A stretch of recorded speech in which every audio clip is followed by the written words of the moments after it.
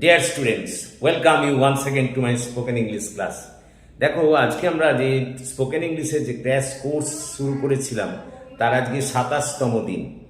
আজকে আমরা উডের ব্যবহার শিখব।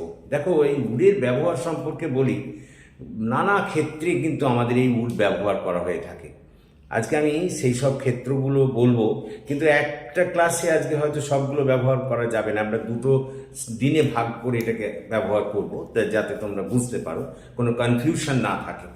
দেখো, আমরা প্রথম যেটা উডের ব্যবহার করব, যদি দেখো বাংলা বাক্যের শেষে ক্রিয়ার সঙ্গে ত, তাম, তেন, করতো, খেত, যেত, আসতাম, যেতাম ইত্যাদি যোগ আছে, তাহলে সেক্ষেত্রে কিন্তু তোমরা উড ব্যবহার করতে পারো। আমি আবার বলি, যদি বাংলা বাক্যের শেষে দেখো ক্রিয়ার সঙ্গে ত, তাম, তেন, মানে ধরো এরকম করতো, খেত, আসতাম, যেতাম, নাচতাম, গাইতাম, এই জাতীয় শব্দ আছে, তাহলে সেক্ষেত্রে তোমরা উডকে খুব সহজেই ব্যবহার করতে পারো।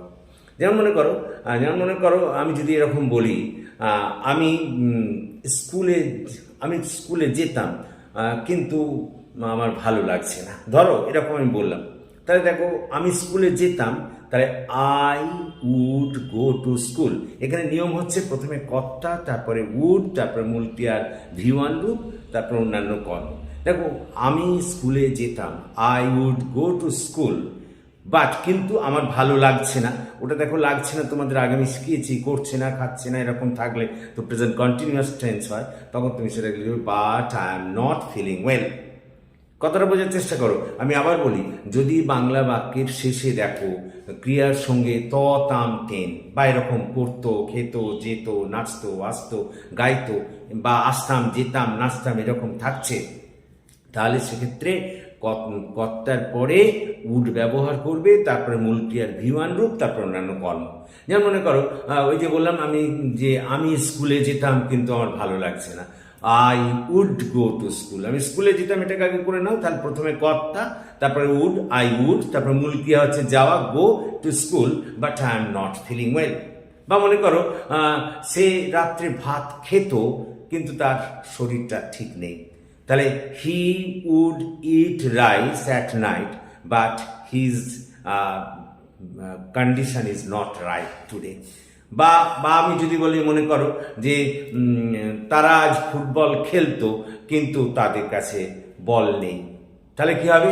দে would play football today, but they have not football with them. কতটা বোঝার চেষ্টা করো। এরকম ক্ষেত্রে যদি ত, তাম, তেন ইত্যাদি থাকতো, মানে থাকে বাক্যের শেষে, তাহলে সেক্ষেত্রে তোমরা প্রথমে কর্তা বসাবে, তারপর উড, তারপর মূল ক্রিয়ার V1 রূপ, তারপর অন্যান্য কর্ম।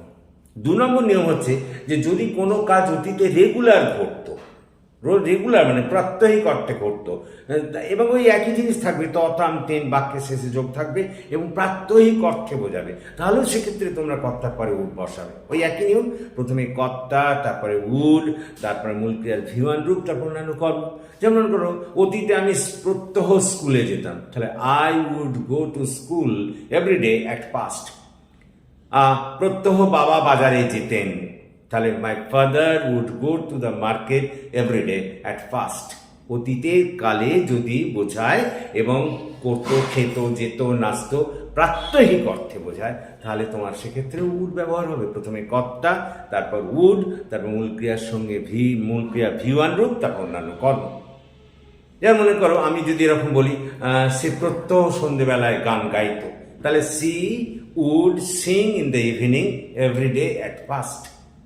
তার মানে আমি দুটো বললাম। দেখো, তাহলে বললাম, যদি বাংলা বাক্যের শেষে দেখো করতো, খেত, যেত, নাচতো, গাইতো, আসতাম, যেতাম এরকম আছে, প্রথমে কর্তা, তারপরে উড, তারপরে মূল ক্রিয়ার V1 রূপ, তারপর অন্যান্য কর্ম। তারপরে বললাম, যদি প্রাত্যহিক অর্থে কোনো কাজ অতীতে ঘটতো, সেক্ষেত্রেও কিন্তু তোমরা উড ব্যবহার করতে পারো। যেমন মনে করো, ওই যে বললাম যে আমার বাবা প্রত্যহ অতীতে বাজারে যেতেন, তাহলে my father would go to the market everyday. দেখো, প্রত্যহ ঘটনাটা করছে, প্রত্যেক দিন বাবা বাজারে যেতেন। বা মনে করো, আমি প্রত্যহ স্কুলে যেতাম, I would go to school everyday at past. এরপরে আমরা যদি আসছি, যদি দেখো অনিশ্চয়তা অর্থে কোনো কাজ ঘটতেও পারে, নাও ঘটতে পারে, তাহলে সেক্ষেত্রেও কিন্তু উড ব্যবহার করবে।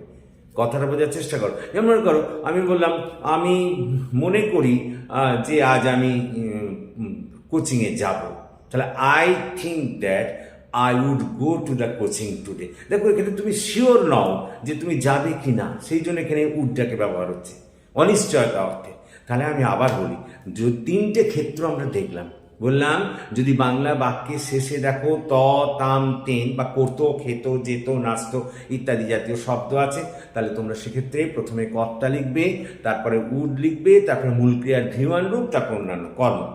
যেমন মনে করো আমি যদি বলি যে তারা ভাত খেত যদি তেমন তরকারি থাকতো, তাহলে they would eat rice if they have enough vegetables. কথাটা বোঝার চেষ্টা করো, যদি তাদের ভেজিটেবলস থাকতো, এটাই বোঝাচ্ছি আমি। বা মনে করো আমি যদি এরকম বলি যে আমি তোমাদের সঙ্গে ফুটবল খেলতাম কিন্তু আমার শরীর ভালো লাগছে না, I would play football with you but I am not feeling well. পরেরটা দেখো আমি বলছি যে অতীতকালে কোনো কাজ প্রাত্যহিক অর্থে প্রত্যেক দিন করতো এমন যদি বোঝায়, সেখানে ওই ততাম তেন থাকবে, করতো, খেত, যেত, নাচতো বাক্যে শেষে থাকবে, কিন্তু প্রাত্যহিক অর্থে। যেমন করো প্রত্যহ আমি অতীতে স্কুলে যেতাম, তাহলে I would go to school at past everyday বা এভরিডে অ্যাট পাস্ট বলতে পারো। বা মনে করো আমি বললাম মা প্রত্যহ অতীতে রান্না করতেন, তাহলে mother would cook at past everyday. কতটা বোঝার চেষ্টা করো। এরপরে আমরা বললাম যদি দেখো কোনো ক্ষেত্রে অনিশ্চয়তা আছে কোনো কাজের মধ্যে, সেক্ষেত্রেও তোমরা উড ব্যবহার করতে পারো। যেমন মনে করো আমার মনে হয় আজকে বৃষ্টি হবে, দেখো এখানে বৃষ্টি হবে এটা অনিশ্চয়তা, তাহলে I think that it will rain today. বা মনে করো আমি যদি বলি আমি মনে করি যে আমার বন্ধু আজ আসবে, তাহলে আই থিঙ্ক দ্যাট, তুমি নিশ্চিত নও, সুতরাং এক্ষেত্রে আবার উড ব্যবহার করবে, my friend would come today. তাহলে I think that my friend would come today. তাহলে আজকে আমরা তিনটে ব্যবহার দেখলাম। বললাম যদি বাংলা বাক্যের শেষে করতো, খেত, যেত, নাচতো, গাইতো ইত্যাদি থাকে, তাহলে সেক্ষেত্রে তোমরা উড ব্যবহার করবে, প্রথমে কর্তা, তারপর উড, তারপর মূল ক্রিয়ার ভিওয়ান রূপ, তারপর অন্যান্য অংশ। তারপরটা বললাম যদি প্রাত্যহিক অর্থেই করতো, খেতই থাকবে কিন্তু প্রাত্যহিক অর্থে বোঝাবে, সেক্ষেত্রেও কিন্তু উড। সেখানেও বাক্যের গঠনের নিয়ম, প্রথমে কর্তা, তারপরে উড, তারপরে মূল ক্রিয়ার ভিওয়ান রূপ, তারপর অন্যান্য কর্ম। তারপরে লাস্টেরটা বললাম যদি অনিশ্চয়তা অর্থে বোঝায়, তাহলে সেক্ষেত্রেও কিন্তু উড ব্যবহার করবে। নিয়মটা ওই একই, কর্তার পরে উড, তারপর মূল ক্রিয়ার ভিওয়ান রূপ, তারপর অন্যান্য কর্ম। দেখো আমি এটাই এখানে লিখেছি, যদি বাংলা বাক্যের শেষে করতো, খেত, যেত, আসতাম, যেতাম ইত্যাদি থাকে, তাহলে সেক্ষেত্রে উডের ব্যবহার করা হয়। গঠন সাবজেক্ট, উড, মূল ক্রিয়ার ভিওয়ান রূপ, অন্যান্য অংশ। যেমন আমি তোমাদের সঙ্গে ফুটবল খেলতাম কিন্তু এখন আমার ভালো লাগছে না, আই, দেখো খেলতাম, দেখো তাম যোগ আছে, তাহলে আই, তারপর উড বসালাম, তারপর প্লে মানে খেলা, তারপর ফুটবল উইথ ইউ, আমি তোমাদের সঙ্গে ফুটবল খেলতাম, তারপরে দেখো কিন্তু আমার ভালো লাগছে না, এই যে করছি না, খাচ্ছে না, লাগছে না, তারপর প্রেজেন্ট কন্টিনিউয়াস টেন্স, তারপর প্রথমে দিকে শিখেছি মনে করে দেখো, তাহলে I am not feeling well. তারপরে দেখো অতীতে কোনো কাজ প্রাত্যহিক অর্থে ঘটতো এমন বোঝাতে উডের ব্যবহার করা। এক্ষেত্রেও নিয়ম ওই, প্রথমে কর্তা, তারপরে উড, তার মূল ক্রিয়ার ভিওয়ান রূপ, তার অন্যান্য কর্ম।